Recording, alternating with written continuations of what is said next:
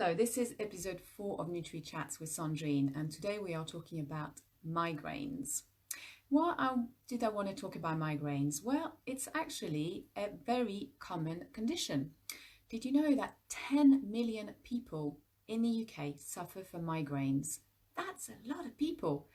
And what really surprised me is that about 60% of people decide not to go and speak to their GP about it to get some help. So for me, I wonder why, is it because people have tried and didn't get anywhere, didn't get any solutions?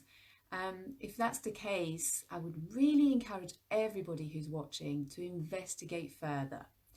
And I know, it can be tempting to just take medications, and for some people they work, and that's great. Um, but it's worth thinking about the side effect of medications as well. So tonight, I just wanted to talk about how nutritional therapy can help, a really natural approach, and just to show you sort of ways of thinking about actually where are my migraines coming from. Okay, so migraines, what are they? Well, usually they start with really strong headaches. For some people, those headaches are absolutely debilitating. They have to go and lie down for hours and sometimes in the dark. There's other symptoms that come with migraines. For some people, they might experience visual disturbances. They might experience nausea and vomiting. Um, and it will be different for different people. We are all different. Our body is completely different. Sometimes people experience sensitivity to light or noise or smells. Um, and an attack could be really quite frightening as well. And I know it affects a lot of people and affects their work. Sometimes they have to take a day off work, and who can afford to do that at the moment? So if we can find a solution to address those migraines and reduce them and maybe eliminate them, then why not investigate, right? So what are the main triggers of migraines? Now, there are quite a lot, but I'm just going to name a few, okay, the common ones. So first one is lack of food. When we are hungry, our blood sugar is, drops, and our insulin levels, basically insulin needs to be produced by the pancreas, and our body just feels under stress, essentially, and that can trigger a migraine. So eating regularly is important. Specific food can trigger migraines. And all these lovely food like cheese and chocolate, and for some people it's alcohol, for some people it's caffeine. But again, it could be one food for you and one food for somebody else. It's very, very individual. Changes in sleep pattern, not sleeping enough. If we stay up late and get up early in the morning, which is very common, but it can trigger migraines. It's worth thinking about and trying to have regular sleep pattern. Maybe going to bed at the same time every night helps the body to regulate itself. Changes in hormones, that's also very common. A lot of ladies going through periods in their lives, perhaps after having a baby or going through perimenopause, and the hormones are all over the place, and that can trigger migraines as well. Now, another thing is around posture and sort of neck and shoulder pains. That can also trigger migraines. So it's worth, if you experience any pains, if you're sort of working at your computer all day, looking at your posture, and then maybe having some work done, some massages will help and relieve that. Environmental changes, so that includes bright lights and noise.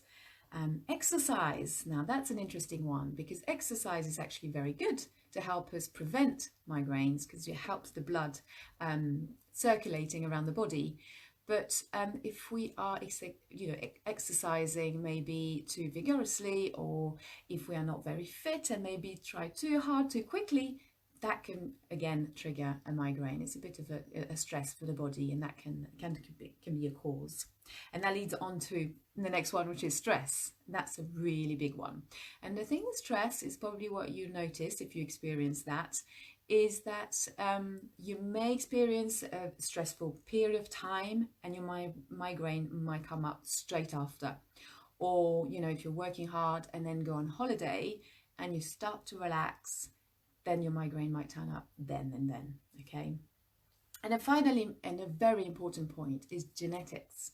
Migraines are quite often hereditary. So you might, you know, if your mother or your father suffers from that, you may get that from them. And in our genes, in our body, we can have some defects, and that happens. And it might not be just because of that particular gene, but it might be because of our environment as well. And this has like a cumulative effect.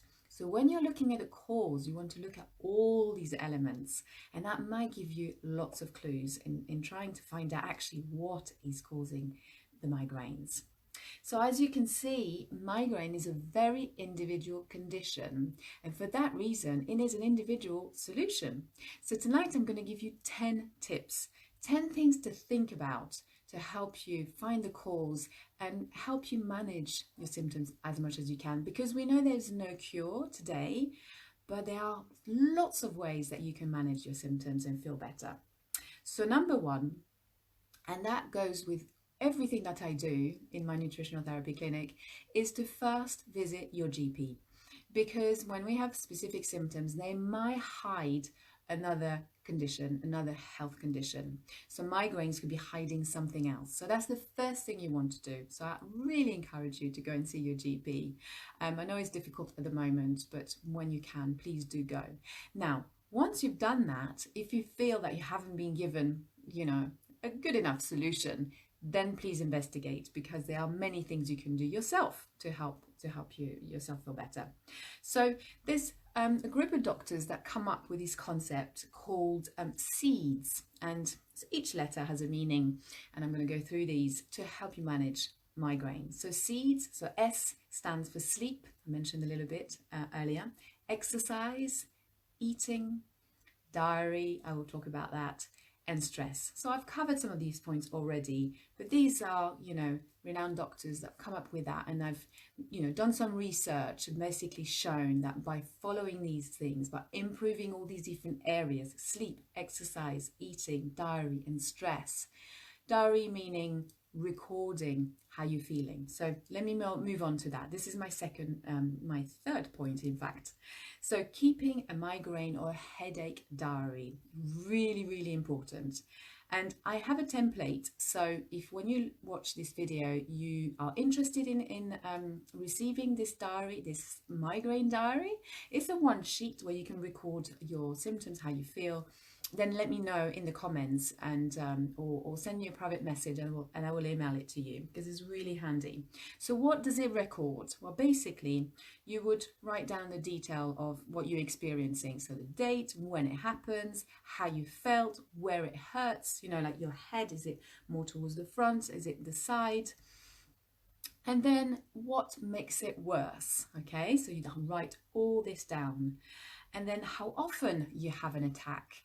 Okay, and what are the triggers that you're aware of? Now, in terms of triggers, we've mentioned lots a bit earlier, but when it comes to food, for example, then, you know, alcohol, caffeine, these are the main ones, cheese, things like sugar, nitrates that we find in processed food, and also food additives. And then you would write down when your symptoms first started. And this is really important. And with nutritional therapy, we always go back to your medical history to really understand what happened in your life and when particular symptoms started, because it helps us to build a picture of, you know, and looking at the whole body, not just focusing on one symptom, is really looking at the whole body. So when your symptoms first started, and then is there anyone else in the family who suffers from migraine? That's the genetic side of things, also very important. It just gives us some clues. Then the fourth, also the final point is what treatments you have tried, okay, to see what works and what doesn't work, so we can eliminate, you know, if things don't work, then it don't work for you, for your body. Now, number 4 of my list of 10 points is looking at an elimination diet, because quite often migraines are linked to food sensitivity. So you can do that yourself, but it's very difficult. And also you don't want to end up eliminating so many foods that you're not eating anymore. You don't want to do that. So doing it with some help can really help you work out, are they specific foods that are making you feel worse? And if they aren't, then you can reintroduce them. It's definitely not forever. So it's really to identify what's causing you the migraines. And as part of the elimination diet, you may find that your digestion gets better, because as we've mentioned earlier, some migraines, for some people, they also experience digestive issues like nausea and vomiting, and sometimes bloating and reflux as well. So by eliminating some of this sort of trigger foods, you may improve your digestion and also improve your elimination. So say if you're experiencing constipation, it means your body is going to be storing a lot of toxins. And when toxins starts recirculating in the body because they can't leave through the natural routes, they then end up in other part of the body, and quite often in the brain. And that could cause brain fog and headaches and migraines. So number 6 is to check your medications. If you are taking anything else, anything for other conditions, just read on the box whether there are potential side effects, because that could be one of them. And then if you work out that is the case, then you can go back to your doctor and maybe ask for another medication. Then number 7 is looking at supplements that can help prevent migraines. And there's been some research, it's still early days, but there are some key supplements that can make a difference. And I've worked with several clients who've made great progress and have come off their medications, which is incredible. That's just amazing. So these supplements include vitamin B2, and you can look it up. You can research B2 and migraines, and there is a piece of research that the results were pretty good. I think half of the group really noticed a difference. So it's not for everybody, but it can help some people who may be deficient in B vitamins. So B2, magnesium is a wonderful supplement for anybody who is stressed, basically, because when we're stressed, we use up our magnesium reserve, so we want to replenish those. Ginger is a really good one because it's a natural painkiller, and it also helps with digestion, so it helps in many areas. And then fish oils. So these are supplements I would say you can look into to prevent migraines, but what I would recommend is to look at the whole body and to see what else is going on so that you're not missing anything. Number 8 is to make sure you eat regularly and you hydrate your body, and it's about balancing your blood sugar levels so that you avoid this roller coaster effect, which means that you're full of energy when you've just eaten, and then you experience a big crash, and that's when a migraine could be triggered. Now, the next point is, I mentioned that before, but it's to look at the whole body, and it's to make sure that you don't restrict yourself too much, and to work with someone like a nutritional therapist to work out actually which food should we maybe take out for now that may be a trigger, that you may be sensitive to, and then work out a plan on how to reintroduce these foods. This is really important, and it's striking the right balance between removing something that may be hurting your body but also keeping you happy. This is very important, so it is about balance, right? And then finally, I just wanted to mention a charity that offers support for people who suffer from migraines and headaches, severe headaches.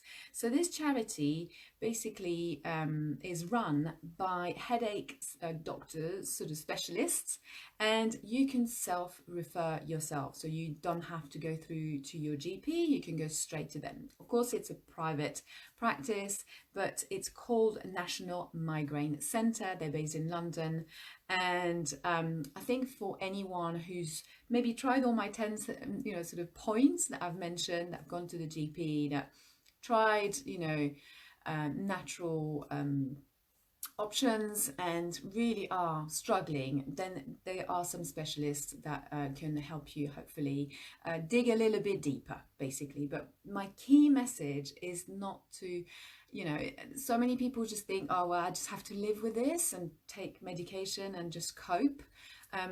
Please, please, please have a look, because as I said, nutritional therapy can really help so many people. In fact, I wanted to talk to you about an example of someone I've helped. And this lady was in her 40s with 2 children, working full-time, pretty long hours, working from home. And she came to me because she was suffering from regular migraines. And when I say regular, pretty much every day. And she was taking medications for that, because otherwise she was not able to function, to actually work.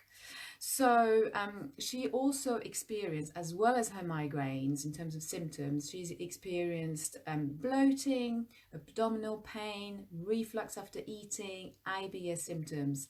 And then her sleep was disturbed because she was experiencing cramps first thing in the morning. So she'd wake up really early, 4 or 5 o'clock in the morning every day. So she was very tired. So you can see how, you might be focusing on one symptoms, but actually we need to look at the whole person to see what is going on, so we can address everything and work out the priority, because there might be one area that really needs attention and that can then make your migraine disappear. So she did a 3-month gut healing program with myself, and we worked, on a weekly basis, and we did tiny little changes every single week, and she basically learned to reconnect with her body, which was amazing. And the outcome was incredible. Basically, her migraines were far less severe, and in fact, she didn't have migraines every day. They're really, really reduced. She identified the food that was making her feel bloated, and she didn't have any abdominal pains, which meant that she slept better. Her IBS also disappeared.